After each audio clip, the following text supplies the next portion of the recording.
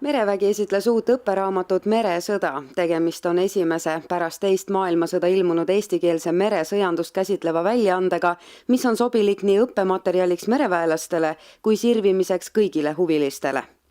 Isest on tegemist raamatuga, mis sai kokku pandud KBA-s aastal 2011 alustanud mereväekursuste kadettide õppematerjaliks.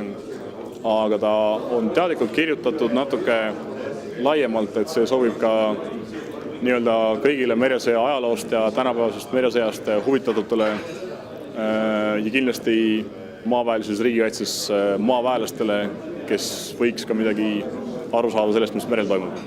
Laanemetsa sõnul ei olnud raamatu koostamine keeruline, kuna tegemist on baasõpikuga, mille materjali kogumisel on suureks abiks olnud enne teise maailmasõja aegset kontradmiral Hermann Salsa teosed.